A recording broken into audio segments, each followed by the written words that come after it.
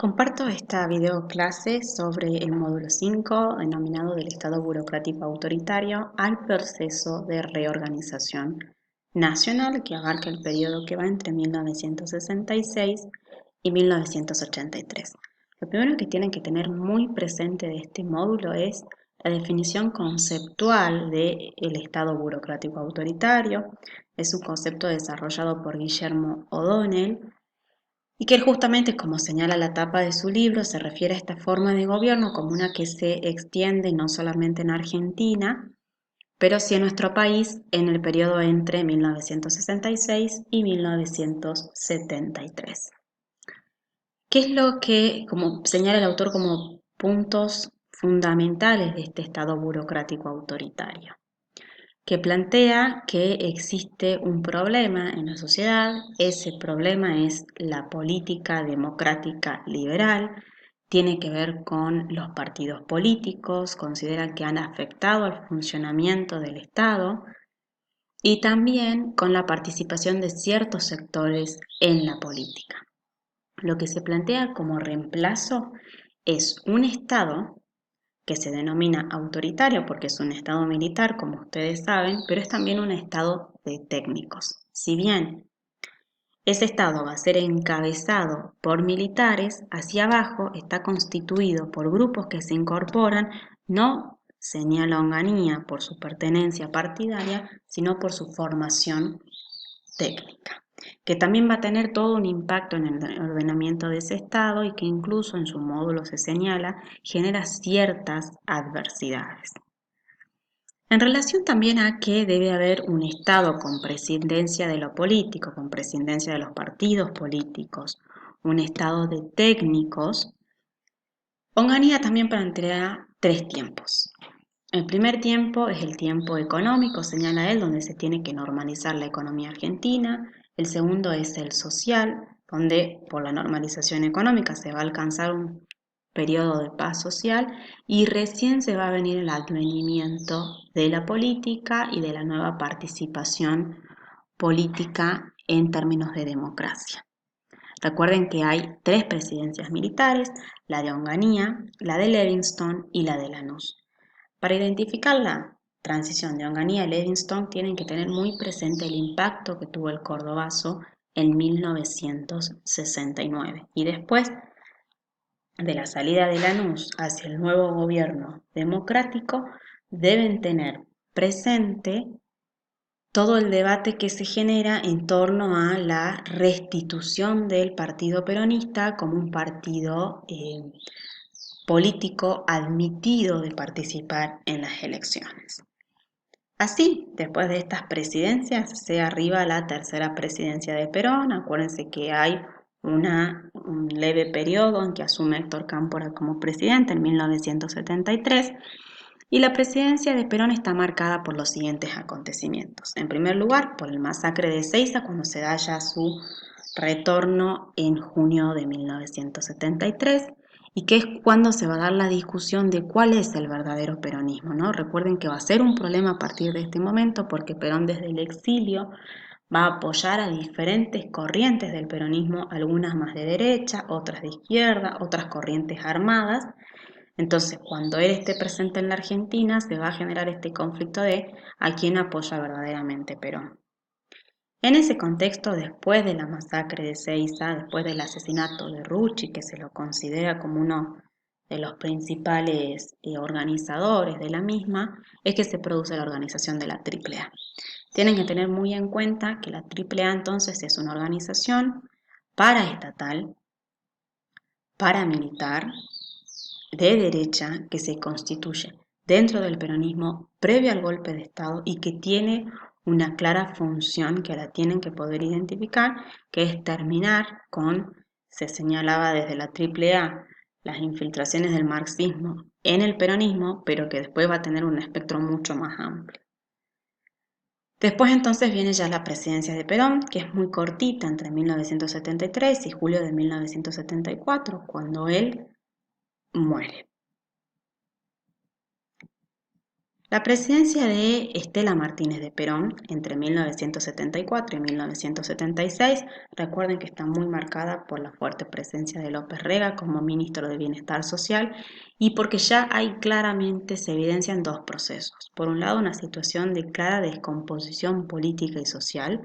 Se va a sancionar la Ley de Seguridad Nacional, se va a decretar el estado de sitio, va a continuar actuando la AAA con realmente medidas muy represivas, especialmente durante 1975, y que se va a notar ya con la política económica, que lo vamos a ver en un ratito, un fuerte clima de descontento social durante su presidencia.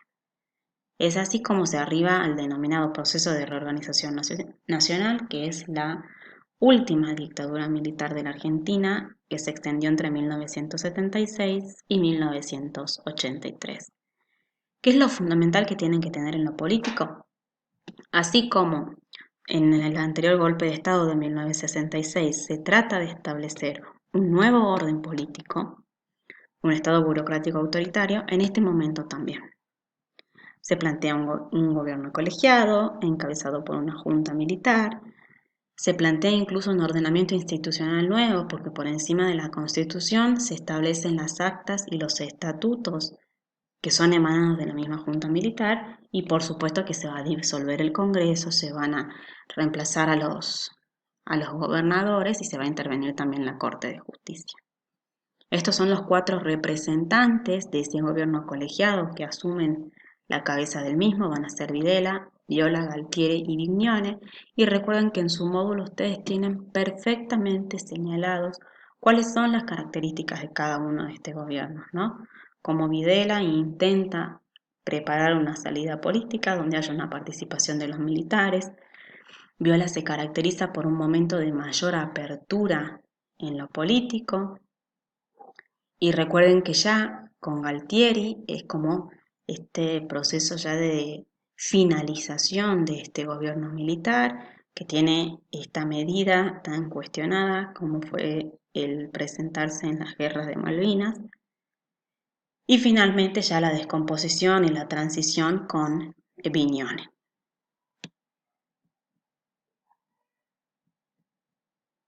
En cuanto a lo económico, es fundamental que ustedes identifiquen, como está señalado en su programa, lo que implica hablar del pacto social al Rodrigazo. ¿Por qué del pacto social? Porque recuerden que cuando asume Héctor Cámpora y después cuando asume Perón, se trata de reeditar el pacto social peronista, ¿no? Se trata de reeditar una mayor participación de los asalariados en el Producto Bruto Interno del país, es decir, en la generación de riqueza del país. Se trata de controlar la inflación, se busca incluso una nueva estrategia de comercialización exterior y de fortalecer lazos con la región, eh, promoviendo ya algunas exportaciones industriales. Entonces es como en algunos aspectos este pacto social es una reedición del denominado primer peronismo, perdón. Pero eso después confluye durante el gobierno de María Estela Duarte de Perón, María Estela Martínez, perdón, de Perón, en lo que se conoce como el Rodrigazo, y que fue la política económica que se aplica justamente durante su presidencia, bajo la cartera de Celestino Rodrigo en el Ministerio de Economía, y lo que se plantea con el denominado Rodrigazo fueron medidas para atender a la crisis que se evidenciaba en nuestro país, y no solo en nuestro país a partir de la situación internacional de 1973. Se van a liberar los precios, recuerden que había un control de precios, se van a incrementar las tarifas públicas en un 100%, se devalúa también la moneda, y desde el peronismo se va a acordar por primera vez un préstamo con el Fondo Monetario Internacional, siendo cual el grave problema ya de la Argentina en este momento y que iba a ser una constante, el problema de la inflación, que también es un problema mundial.